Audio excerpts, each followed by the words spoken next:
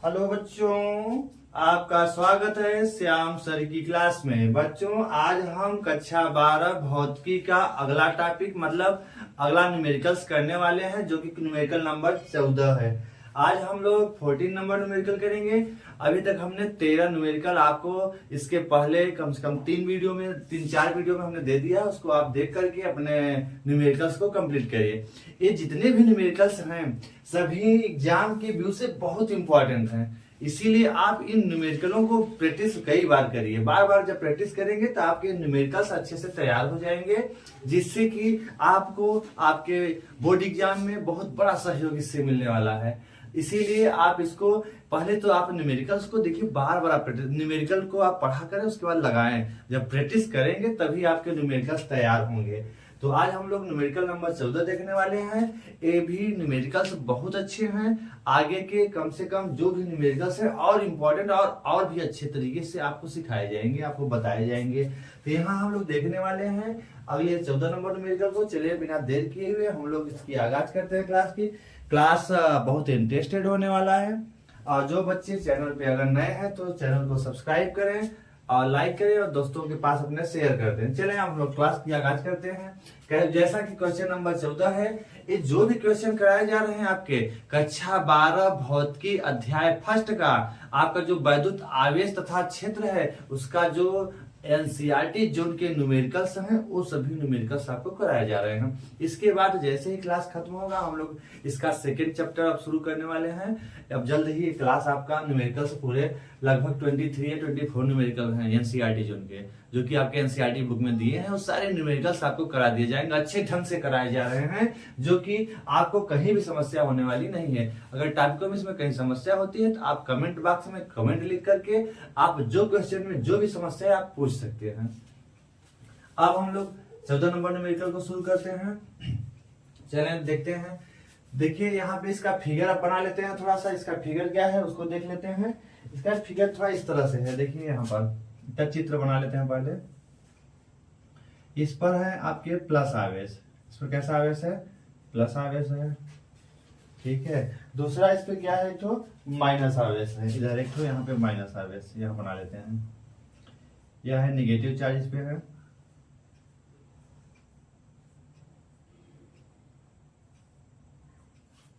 एक पर धन आवेश है, एक पर क्या है आपके ऋण आवेश है। दो प्लेटें हैं, एक पे धन आवेश, एक पे क्या है ऋण आवेश। इसका फिगर जो दिया है आपके गिवन है, दिया हुआ है क्वेश्चन में।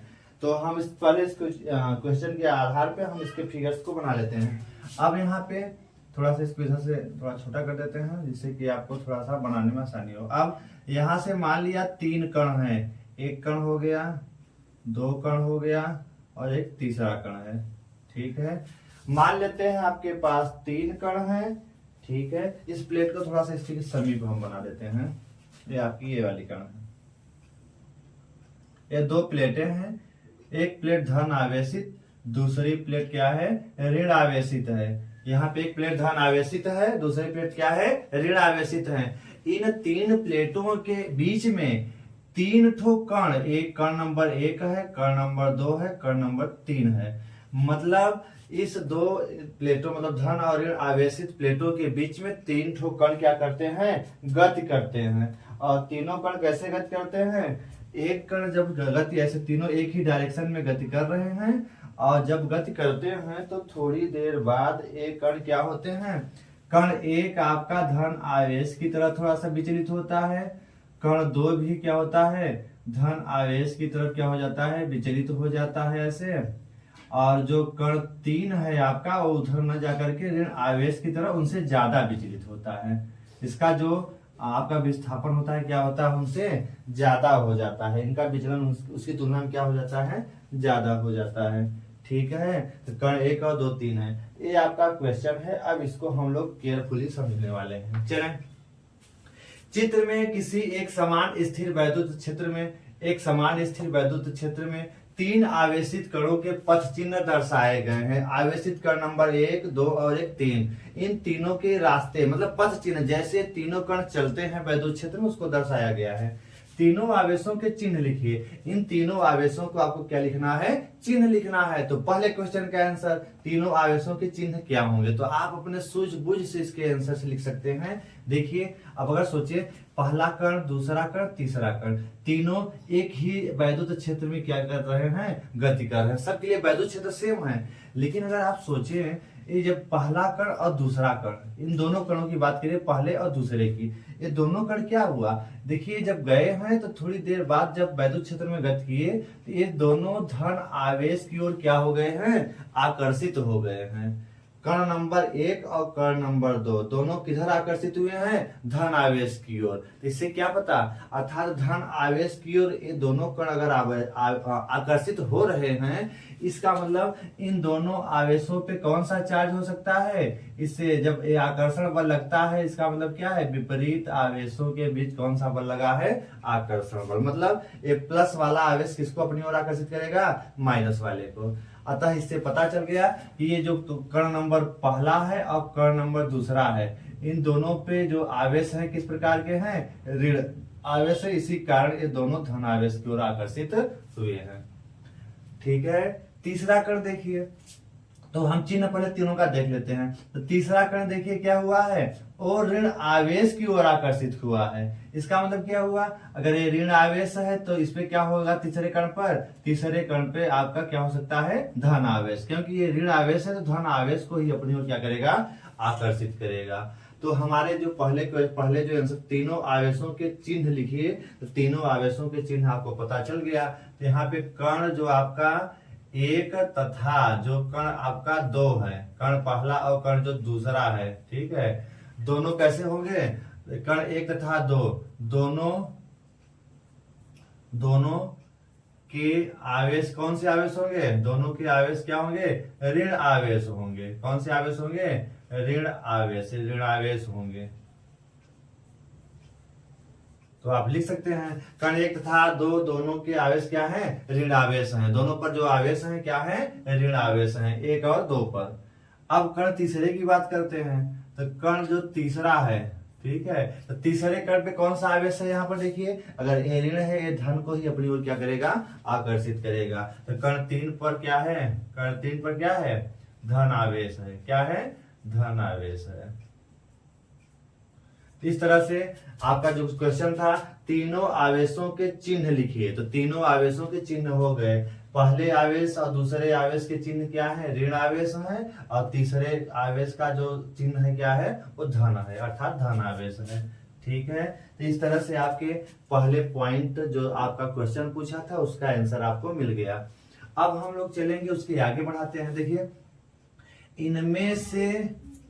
इनमें से किस कण का आवेश संहति अनुपात Q/M अधिकतम है। अब इसको समझिए। मेन तो आपको यही समझना है कि किस तीनों कणों में से किस कण का जो आवेश संहति अनुपात, मतलब आवेश और द्रव्यमान का अनुपात अधिकतम, तीनों कणों में से, कण 1, 2 और 3, तीनों कणों में से किस कण का जो आवेश और द्रव्यमान का अनुपात सबसे अधिकतम होगा।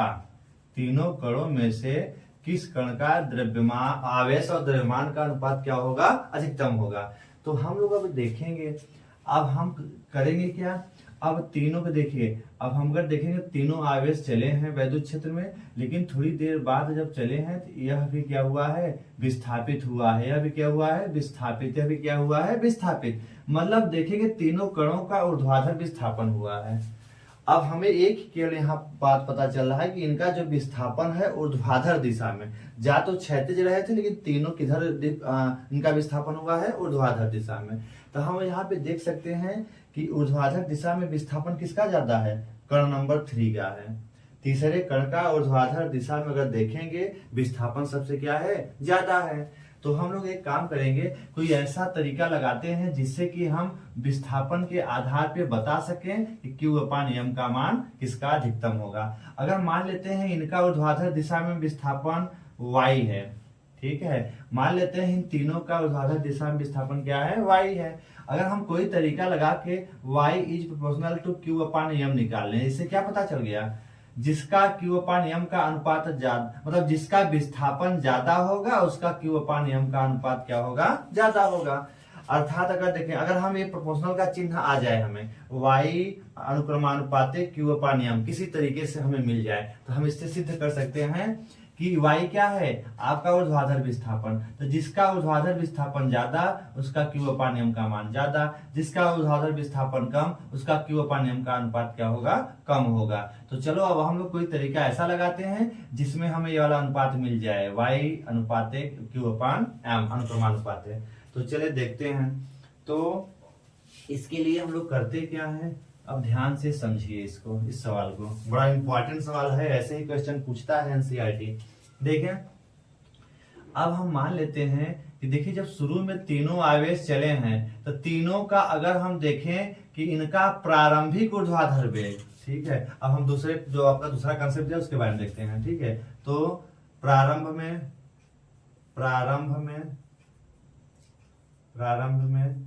तीनों कणों का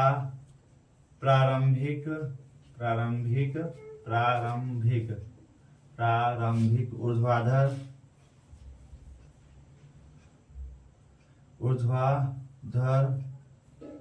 वेग, प्रारंभिक ऊर्ध्वाधर वेग मान लिया ui, जो क्या किसके बराबर है, शुरू में देखिए कोई भी तीनों कणों में से कोई भी कण ऊपर नहीं गया है, तीनों क्षैतिज गए हैं, अर्थात तीनों का प्रारंभिक ऊर्ध्वाधर वेग क्या है, 0 है। इसको आप ध्यान से देखिए।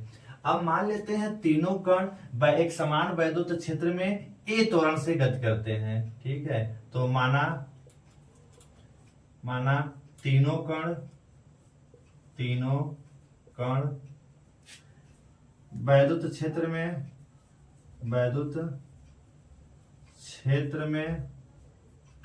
ए त्वरण से गति करते हैं। अब जब ए त्वरण से गति करेंगे और इन कणों का अपना द्रव्यमान है, कणों का अपना क्या है, द्रव्यमान है, कण है तो उनके द्रव्यमान भी है और ए त्वरण से गति करते हैं, तब उन पर एक बल लगेगा। वह जो बल होगा वह किस बल के बराबर होगा, वैद्युत क्षेत्र के द्वारा लगाए गए वैद्युत बल के क्या होगा, बराबर होगा। तो इन कणों पर लगने वाला बल, ठीक है, वैद्युत क्षेत्र के द्वारा लगने वाला जो बल होगा, वैद्युत क्षेत्र के द्वारा लगाए गए वैद्युत बल क्या है, वैद्युत बल F बराबर Q इंटू E, ठीक है। K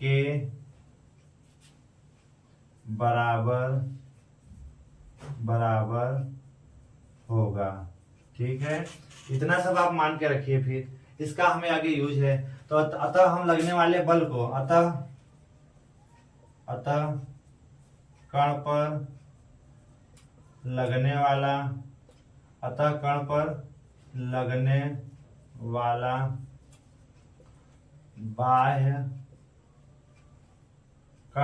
वाला बाह्य बल जो आपका F है, ठीक है, वो किसके बराबर होगा, वैद्युत बल Q इंटू E की क्या होगा, बराबर होगा। जो बाह्य बल है, वो बाह्य बल क्या है आपका, बाह्य बल किसके बराबर होता है, बाह्य बल F बराबर M इंटू ए, किसके बराबर होता है, Q इंटू E के।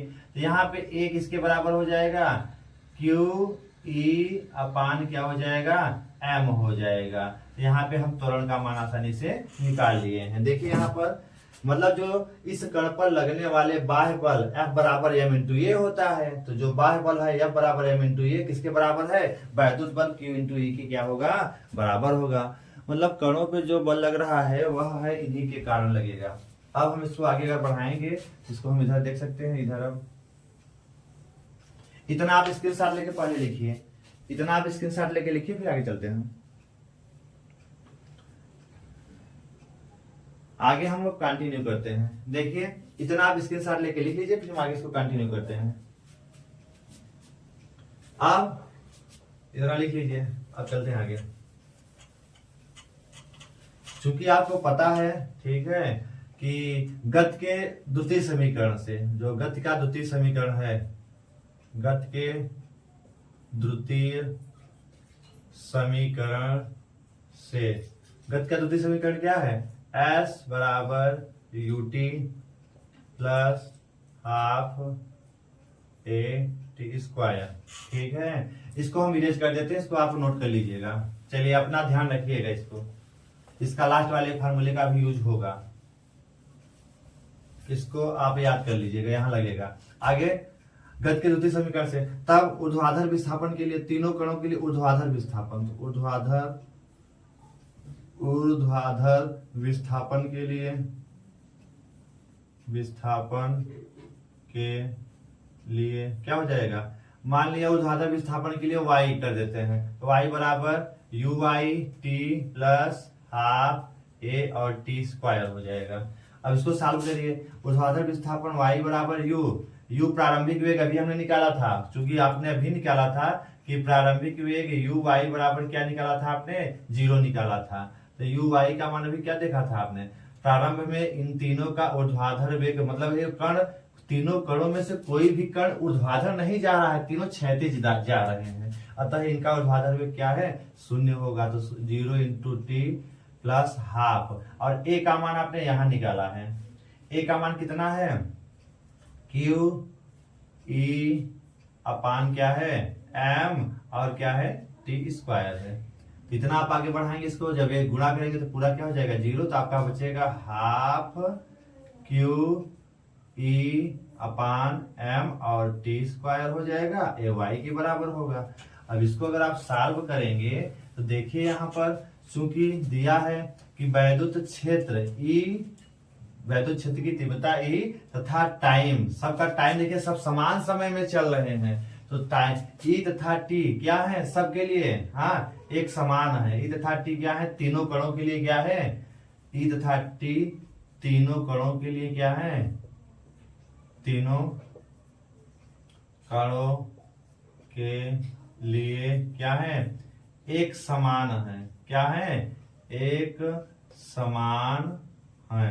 अगर E और T एक समान है तो नियत हो जाएगा। तो कहने का मतलब E का मान और T का मान जब एक समान है तो तीनों के लिए नियत का काम करेगा, और 1/2 भी नियत है। आप यहाँ लिख सकते हैं अतः है, अतः आप कह सकते हैं जब 1/2 नियत हो गया, E और T नियत हो गए, तो आपका बचा क्या? तो y, तो लिख सकते हैं जब ये नियत हो गए, यहाँ लिख सकते हैं आप, तो अतः 1/2 और क्या हो गया? E t स्क्वायर, ये क्या है? ये किसका काम कर रहे हैं? ये नियत है। ठीक है, ये किसका काम कर रहे हैं? नियत है। मतलब इन तीनों कणों के लिए क्या है? आपके नियत का काम कर रहे हैं, नियतांक है। तब आपका y आप क्या लिख सकते हैं तब? तो इधर भी लिख लेते हैं थोड़ा सा, ये यहां लिख देते हैं। अब अगर आपके ये तीनों क्या है? नियत का काम कर रहे हैं, नियत है क्योंकि 1/2 नियतांक है, E तीनों के लिए समान है, T भी तीनों का टाइम क्या है? समान है। तब आप कह सकते हैं कि आप y जो है, y is proportional to, y अनुक्रमानुपाते किसके होगा? y प्रोपोर्शनल टू किसके हो जाएगा? आपका जब नियतांक होगा तो q अपान m के होगा। किसके बराबर हो? q अपान m के। तो आपका सिद्ध हो गया। क्या सिद्ध हुआ? कि यहाँ आप देखिए y is proportional to q upon m, यहाँ पे q और m बचा, बाकी ये नियत हो गए। तब इससे क्या पता चला? अर्थात ये प्रोपोर्शनल का चिन्ह जब अनुक्रमानुपाती का चिन्ह हटाते हैं तो नियतांक ये यहाँ पे बढ़ जाते हैं। इससे पता क्या चला? जिस कण का y अर्थात ऊर्ध्वाधर विस्थापन ज्यादा है उसका q अपान m का मान क्या होगा? ज्यादा होगा। y क्या है? ऊर्ध्वाधर विस्थापन। तो जिस कण का ऊर्ध्वाधर विस्थापन ज्यादा है उसका q अपान m का अनुपात क्या होगा? सबसे ज्यादा होगा। तो यहाँ आप तीनों में देखिए, तो पहला कण ये है आपका, दूसरा है, तीसरा है। तीनों में देखिए तो ऊर्ध्वाधर, ये क्षैतिज है ऊर्ध्वाधर या ऊपर ऊर्ध्वाधर। तो ऊर्ध्वाधर में जो विस्थापन किसका ज्यादा है? तीसरे कण का ऊर्ध्वाधर विस्थापन क्या है? ज्यादा है। तो अतः यहाँ लिख सकते हैं, अतः कण 3 का, ठीक है, ऊर्ध्वाधर विस्थापन सबसे ज्यादा है, ऊर्ध्वाधर विस्थापन, ऊर्ध्वाधर विस्थापन, ठीक है, y का मान, ऊर्ध्वाधर विस्थापन y का मान क्या है, सबसे ज्यादा है। ऊर्ध्वाधर विस्थापन y का मान सबसे ज्यादा है, y का मान सबसे अधिक है, सबसे अधिक है। अतः अतः कण 3 का Q/m का मान क्या होगा, अधिकतम होगा, अधिकतम होगा। तो आप इसको नोट कर लेंगे, इसका आप स्क्रीनशॉट लेके अपने नोट्स में पूरा करिए। ये आपका जाके क्वेश्चन अब पूरा हो गया, तो इसको आप लिखिए।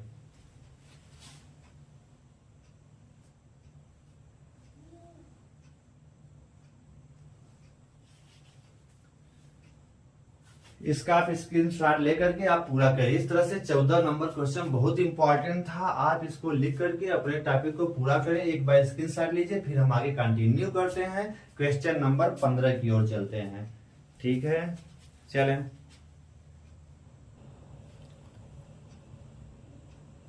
चलें देखिए बच्चों,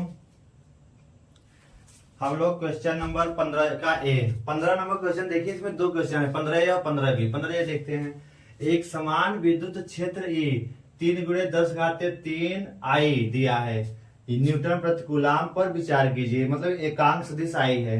अब आप विचार करना है, मतलब अगर देखिए I आ जाता है तो I जो एकांक सदिश है किधर क्या होता है, x अक्ष की ओर जो स्थिर सदिश क्या होता है, एकांक सदिश I होता है। मतलब x अक्ष की ओर जो एकांक सदिश क्या होता है, I, और y अक्ष की ओर क्या लिया जाता है, j, और इधर क्या लिया जाता है, एकांक सदिश k। तो हम लोग यहाँ विचार करेंगे, जो वैद्युत क्षेत्र की दिशा I अर्थात किधर है, x अक्ष की ओर है। इससे आपको I से पता चल गया। अब पर विचार करना है, तो आपने विचार कर लिया कि जो वैद्युत क्षेत्र की दिशा है किधर है, एकांक सदिश I की ओर अर्थात x अक्ष की ओर। इतना आपको पता चला। फिर ए वाले में क्या करता है, इस क्षेत्र का 10 सेंटीमीटर भुजा के वर्ग, यहाँ एक हमने वर्ग बनाया है, जो क्या है, इसकी प्रत्येक भुजा की लंबाई कितनी है, 10 सेंटीमीटर है। तो वर्ग है के पास में जिसका तल कैसे रखा है, YZ अक्ष में, Y में, और किधर रखा है, Z में। देखिए उसका जो तल है किधर स्थित है, एक ठो भुजा Y की और एक किधर है, Z की ओर स्थित है, के समांतर है, मतलब इसके क्या है, समांतर है। से गुजरने वाला फ्लक्स क्या होगा, इस पृष्ठ से गुजर, इस वर्ग से गुजरने वाले फ्लक्स का मान आपको बताना है। तो चले इस पृष्ठ से गुजरने वाले फ्लक्स का मान निकालना है, तो बड़ी आसानी से आप निकाल लेंगे। तो देखिए आपको फ्लक्स देखेंगे अगर, तो वैद्युत क्षेत्र रेखाएं किधर जा रही हैं, x अक्ष की ओर, और आपका पृष्ठ भी कैसा रखा है, पृष्ठ भी कैसा रखा है, अगर आप देखें तो इसका जो पृष्ठ का तल है y और z में है, तो कहने का तो तल भी ऐसे रखा है। तो तल का क्षेत्रफल सदिश भी किधर होगा, x अक्ष का की ओर ही होगा। किधर होगा, x अक्ष की ओर होगा। जैसे मान लिया यह आपका एक तो पृष्ठ है, यह पृष्ठ का जो तल है कैसे रखा है, इस तरह से है। ठीक है, मतलब यह y को व्यक्त करता है और इसके क्षैतिज है z को व्यक्त कर रही है। ठीक है, तो जब z को व्यक्त कर रही है ऐसे y, और यह है z को, ये देखो z की ओर है, किधर है, y की ओर। तो अगर इस समय हम देखेंगे, इससे गुजरने वाला अगर फ्लक्स देखेंगे, तो इसका जो क्षेत्रफल सदिश होगा, वह क्षेत्रफल सदिश डेल्टा s भी किधर होगा, वैद्युत क्षेत्र की ही दिशा में होगा। किधर होगा, तो वैद्युत क्षेत्र की दिशा में। तो यहाँ पे इसका हम लोग सलूशन देखते हैं। तो चलें देखते हैं। अब ए वाले का दिया है आंसर, ए वाले का सलूशन है यहाँ पर। ठीक है, चूंकि यहाँ पे दिया है वैद्युत क्षेत्र E = 3 × 10⁻³ और एकांक सदिश I दिया है, और न्यूटन प्रति कूलाम दिया है, और जो आपका वर्ग है, ठीक है, यह है वैद्युत क्षेत्र E का मान, और जो आपका क्षेत्रफल सदिश है डेल्टा S। तो यहाँ पे देखिए प्रत्येक जो भुजा है, वर्ग की जो भुजा है, वर्ग की जो भुजा दिया है उसकी लंबाई कितना दिया है, 10 सेंटीमीटर। अगर मीटर में इसको लिखेंगे क्या हो जाएगा, 10 × 1 सेंटीमीटर में आप किस में बदलेंगे, मीटर में, कितना हो जाता है, 1 सेंटीमीटर में 10⁻⁻2 क्या होता है मीटर। तो इसको हल करेंगे कितना होगा, यहाँ एक घात होगा तो घटेगा तो 10⁻⁻1 मीटर आ जाएगा। इतना आपको पता चल गया होगा। अब हम लोग इसको आगे करते हैं। देखिए अब तो वर्ग का क्षेत्रफल निकाल लीजिए। तो वर्ग का क्षेत्रफल क्या हो जाएगा, डेल्टा एस लिखते हैं। डेल्टा एस बराबर क्या हो जाएगा, अगर डेल्टा एस का मान लिखेंगे तो भुजा स्क्वायर होता है। क्या हो जाता है, भुजा स्क्वायर होगा। तो आप निकाल लीजिए भुजा का मान 10⁻⁻1 का क्या हो जाएगा स्क्वायर। तो हल करेंगे क्या होगा 10⁻⁻2 क्या हो जाएगा मीटर स्क्वायर। ये तो डेल्टा एस का मान है, लेकिन इसका जो क्षेत्रफल सदिश है किधर है, एक्स अक्ष की ओर है, अर्थात इसका भी एकांक सदिश क्या है आई होगा। तो हम लोग अगर वेक्टर ए के रूप में इसको लिखें तो वेक्टर ए बराबर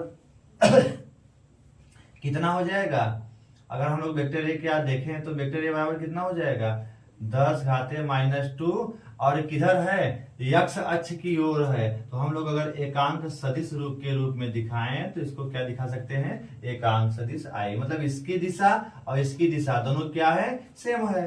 तो इस वर्ग से गुजरने वाला कुल फ्लक्स, ठीक है, तो वर्ग से गुजरने वाला कुल जो फ्लक्स होगा कितना गुजरेगा, मान लिया फाई ई गुजर रहा है तो फाई बराबर क्या हो जाता है formula, vector E into vector क्या हो जाएगा डीएस हो जाएगा। Vector E into delta S आप माने तो डेल्टा एस हो जाएगा। तो vector E into delta S सदिश के रूप में। तो आप इसको हल करेंगे तो ये है डेल्टा एस का मान निकाला गया है, जो आपने क्या माना है वर्ग का संपूर्ण क्षेत्रफल। अब वेक्टर ई का मान यहाँ दिया है तो आप रख सकते हैं, कितना दिया है इसको बाकी 10 सॉल्व कर लेते हैं। देखिए यहाँ पर इधर चूंकि फाई ई बराबर वेक्टर ई का मान यहाँ पे है 3 × 10⁻³ और आई दिया है, ये किसका मान हो गया आपका वेक्टर ई का मान हो गया, और इंटू डॉट प्रोडक्ट है इनका डेल्टा एस का मान कितना है 10⁻2 और क्या दिया है आई आपने अपने से इसलिए माना कि इसकी भी दिशा किधर है यक्ष अक्ष की ओर है। तो यक्ष अक्ष की ओर स्थित एकांक सदिश क्या होता है आई होता है। तो आपने आई अपने से ले लिया।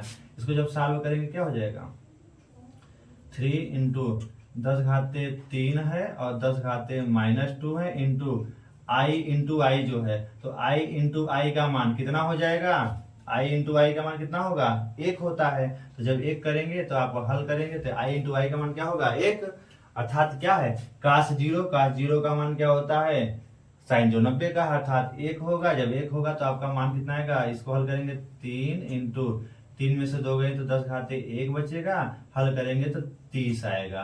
तो फाई ई का मान क्या आ गया 30 और फ्लक्स का मतलब क्या होता है तो न्यूटन मीटर स्क्वायर प्रति क्या होता है गुलाम होता है। यह वैद्युत फ्लक्स का मात्रक होता है। तो न्यूटन मीटर स्क्वायर प्रति क्या होता गुलाम।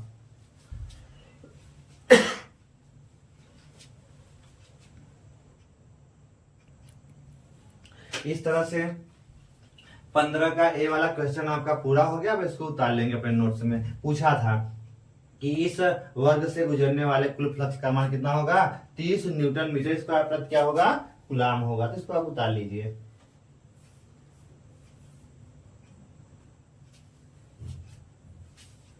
आप स्क्रीनशॉट लेकर आप इसको लिखिए। हम लोग अब चलते हैं 15 के बी की ओर।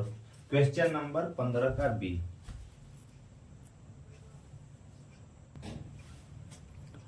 चलिए हम लोग 15 का बी, क्वेश्चन नंबर 15 का बी। 15 का भी देखिए सेम उसी वही क्वेश्चन है। 15वें को ही थोड़ा आगे बढ़ाया गया। बी में वही क्वेश्चन सेम है, सेम वही आपका फिगर भी है। ये आपका एक्स अक्ष है, ये आपका वाई अक्ष है और ये आपका क्या है जेड अक्ष है। इसमें अब थोड़ा सा क्वेश्चन चेंज किया है। इसका एकांक सदिश आई है, इसका एकांक सदिश जे है, इसका एकांक सदिश क्या है के है। ठीक है, अब सेम वही क्वेश्चन था, थोड़ा सा उसको स्टेप को आगे बढ़ाया है। क्या आगे बढ़ाया थोड़ा सा इसको देखिए। अब कहता है कि अब देखो आपका जो वैद्युत क्षेत्र, इस पृष्ठ का जो वैद्युत क्षेत्र की दिशा है इधर ही है। ठीक है, लेकिन कहता है यह तल थोड़ा सा झुक गया है। कहता है इसका जो अब क्षेत्रफल सदिश है वह 60 अंश के कोण पे झुक गया है। ये क्या है डेल्टा एस, किसका मान है डेल्टा वेक्टर डेल्टा एस का मान दिया गया था, 60 अंश सब झुका है। तब आपका आप कहता है कि अब फ्लक्स, अब इस पृष्ठ से गुजरने वाले कुल फ्लक्स का मान बताइए। तो वेक्टर ई का मान कितना दिया है 3 × 10⁻³ दिया है न्यूटन प्रति कूलाम।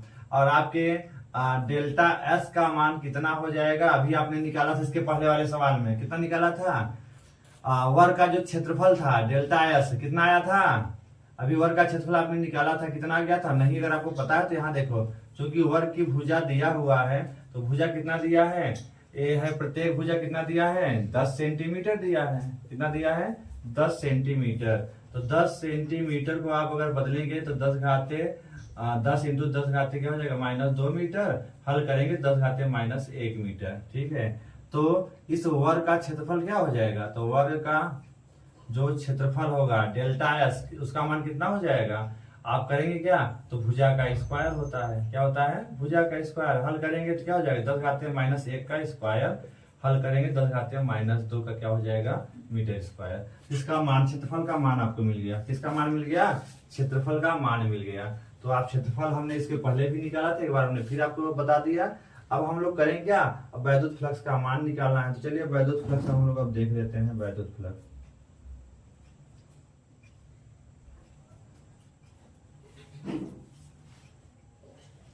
अब वैद्युत फ्लक्स का मान हम लोग यहाँ पे देख लेंगे क्या हो जाएगा। अब यहाँ चूंकि थीटा का मान दिया है तो डेल्टा एस थीटा बराबर यहाँ दिया है कितना 60 अंश, थीटा बराबर 60 अंश। तो कुल फ्लक्स, तो वर्ग से निकलने वाला कुल फ्लक्स, वर्ग से गुजरने वाला कुल, वर्ग से गुजरने वाला कुल फ्लक्स जो होगा कितना होगा, मान लिया क्या है फाई ई, किसके बराबर होगा वेक्टर ई इंटू क्या है डेल्टा एस है यहाँ पर वेक्टर डेल्टा एस। तो ई तो फार्मूला क्या हो जाएगा ई डेल्टा एस और क्या होता है कास थीटा, अगर आप डी लिए तो डी, डेल्टा लिए तो delta E D S cos theta. अब आप सभी मान रख दीजिए, यहाँ जब सभी मान रखेंगे तो आपको मिलेगा फाई ई बराबर क्या मिलेगा, ई का मान केवल इसके परिमाण लेने हैं, दिशा हमें नहीं लेने हैं। तो कितना लेना है 3 × 10⁻³ हो गया इंटू डेल्टा एस का मान कितना है यहाँ पे आया है 10⁻⁻2 है इंटू कास थीटा, थीटा बराबर क्या है 60, तो कास 60 अंश।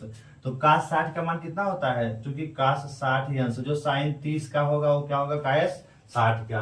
तो साइन 30 का अंश का मान कितना होता है 1/2, तो कास 60 का मान कितना होगा 1/2। तो आपका फाई ई बराबर क्या हो जाएगा 3, यहाँ हल करेंगे तो 3 और 10⁻³ में से 2 तो 10⁻1 होगा, 3 × 10 हो जाएगा इंटू कास 60 का मान कितना रखेंगे 1/2। तो आप अगर इसको हल करेंगे कितना आएगा 2 × 2 और 2 × 5 = 10, तो 5 × कितना आएगा 15। तो फाई ई बराबर क्या हो जाएगा 15, मात्रक क्या होता है न्यूटन मीटर स्क्वायर प्रति क्या होता है कूलाम होता है। अतः अब जो बी वाला क्वेश्चन, इसी वर्ग से गुजरने वाले फ्लक्स कितना है यदि इसके तल का अभिलंब एक्स अक्ष से 60 अंश का कोण बनाता है, तब फ्लक्स कितना गुजरेगा 15 न्यूटन मीटर स्क्वायर प्रति कूलाम है। ये आपके है 15वें के बी का सलूशन, इसको आप उतार लेंगे, ठीक है। तो इसको आप उतार लीजिए। इस तरह से आपका क्वेश्चन नंबर 15 पूरी तरह से कवर हो गया। 15 का ए और 15 का बी आपको पूरी तरह से कराया गया है। इसका आप स्क्रीनशॉट लेकर के अपने नोट्स में लिखिए, ठीक है। आगे हम लोग चलते हैं अगले क्वेश्चन की ओर।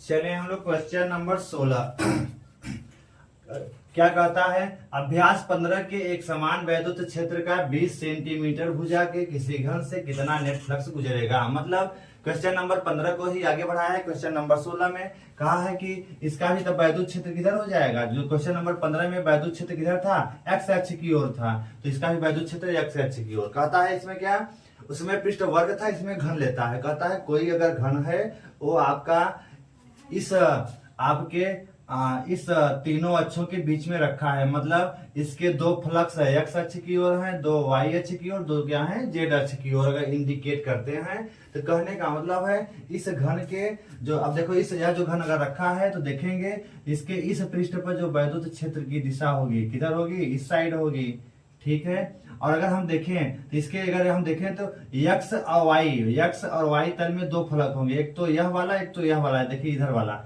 यह भी इसी में होगा, यहाँ पर वैद्युत क्षेत्र रेखाएं भी ऐसे ही चलेंगी। तो अगर हम लोग देखेंगे तो ऊपर और नीचे, ठीक है, और अगल बगल ये इस साइड और पीछे साइड, मतलब आपके घन में कितने फलक होते हैं, घन में 6 फलक होते हैं। कितने फलक, 6 फलक होते हैं, ठीक है। कितने फलक होते हैं, 6 फलक होते हैं।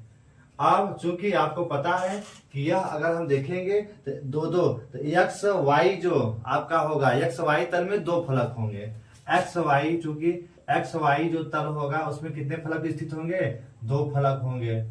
2 फलक कहाँ होंगे, 2 फलक होंगे एक्स और वाई तल में, एक इस साइड होगा एक इस साइड होगा, ठीक है। अगर आपका घन है तो देखो, अगर घन है तो एक इस साइड और एक इस साइड, मतलब एक यह हो गया एक इधर वाला, ये दोनों किधर है, एक्स और वाई तल में, ठीक है। और 2 फलक किधर होंगे, 2 फलक होंगे आपके वाई और जेड तल में, कितने होंगे, 2 फलक होंगे। और 2 किधर होंगे, जेड और एक्स तल में कितने होंगे, 2 फलक होंगे। इस तरह से टोटल कितने फलक हैं, 6 फलक होते हैं, किसमें, आपके घन में। अगर यहाँ जो रखे हैं इस तरह से रखे हैं तो यहाँ हम लोग देखेंगे क्या, जो आपका एक्स और वाई तल है, केवल एक्स और वाई तल से ही क्या होंगी, वैद्युत क्षेत्र रेखाएं गुजरेंगी। देखिए एक्स और वाई जो तल में ये पृष्ठ दोनों है, इसी से वैद्युत क्षेत्र रेखाएं गुजरेंगी।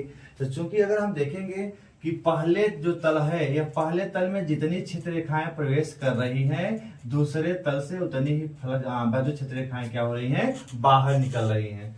मतलब यहां से गुजरने वाला फ्लक्स और यहां से बाहर निकलने वाला फ्लक्स दोनों का मान समान है, यहाँ प्रवेश कर रही है यहाँ बाहर निकल रही हैं, अर्थात जितने प्रवेश कर रहे उतने निकल जा रही हैं। अर्थात इस एक्स वाई तल के एक फलक में एक फलक में जितनी क्षेत्र रेखाएं प्रवेश कर रही हैं, उतनी ही क्षेत्र रेखाएं दूसरे फलक से बाहर निकल रही हैं। अतः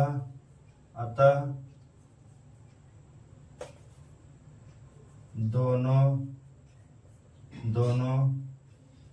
फलकों से गुजरने वाला कुल फ्लक्स क्या है, 0 होगा। कुल फ्लक्स क्या होगा, 0 होगा। जितना प्रवेश कर रहे हो तो निकल जा रहे हैं, अर्थात कुल फ्लक्स का मान क्या होगा, 0 होगा। क्योंकि आपको पता होना चाहिए केवल इन्हीं दोनों फलकों से ही फ्लक्स रेखाएं बाहर जाएंगी। क्यों, क्योंकि यहाँ पर हम देखेंगे इस फ्लक पे वैद्युत क्षेत्र की दिशा और इसके क्षेत्रफल सदिश की दिशा दोनों की क्या है, दिशा समान है। अतः इन्हीं जो आपके फलक हैं, इन्हीं फलकों से क्या निकलेगी, वैद्युत फ्लक्स से निकलेगा। और अगर देखेंगे ऊपर वाले में तो वैद्युत क्षेत्र तो इस डायरेक्शन में और क्षेत्रफल सदिश किधर है, ऊपर की ओर है। और जब 90 अंश है तो यहाँ से कोई फ्लक्स बाहर नहीं निकलेगा। ऐसे 4 फलक, इन 4 फलकों से मतलब वाई जेड और जेड अक्ष के दोनों मतलब इन 4 फलकों से कोई फ्लक्स बाहर नहीं निकलता है। और इनसे निकलती, लेकिन इनमें जितनी रेखाएं प्रवेश करती उतनी बाहर निकल रही हैं। अतः इस फ्लक्स से भी इस फलकों से भी निकलने वाला कुल फ्लक्स क्या होगा, 0 होगा। तो आप कह सकते हैं कि केवल एक्स वाई से फ्लक्स निकल रही थी, लेकिन एक फ्लक्स में प्रवेश कर रही थी, एक में जितनी प्रवेश कर रही थी दूसरे से उतनी क्या हो रही थी, बाहर निकल रही थी। अतः इसमें भी निकलने वाला कुल फ्लक्स का मान क्या होगा, 0। तो अतः आप कह सकते हैं कंक्लूजन इसका है कि कोई अगर घन है वो तल किसी XYZ तलों में स्थित है तो उससे निकलने वाला फ्लक्स का मान क्या होगा, 0 होगा। ठीक है, तो इसको आप नोट कर लेंगे। इस तरह से क्वेश्चन नंबर 16 भी आपका पूरा हो गया है। अब हम क्वेश्चन नंबर 17 को अगले टॉपिक में आपको करा देंगे। ठीक है, तो इस तरह से आप पढ़ करके अपने क्वेश्चंस को कवर करिए। आज आपको 3 न्यूमेरिकल कराए गए, question number 14, question number 15, question number 16, और इस तीनों आप पढ़ करके अपने टॉपिक को कवर करें, तीनों न्यूमेरिकल लगाएं। बाकी इसके बाद वाले न्यूमेरिकल जो भी है वो अगले आपको लेक्चर में मिल जाएगा। अगर ये लेक्चर आपको न्यूमेरिकल्स अगर अच्छे लगे हैं, आप आराम से प्रैक्टिस करके एक या दो बार वीडियो चला करके आप लगाइएगा। अगर ये वीडियो आपको अच्छा लगा हो तो चैनल श्याम सर की क्लास को लाइक करें, सब्सक्राइब करें और शेयर करें, और आगे के वीडियो कंटिन्यू देखते रहें। वीडियो पूरा अंत तक देखिएगा, स्किप आप मत करिएगा।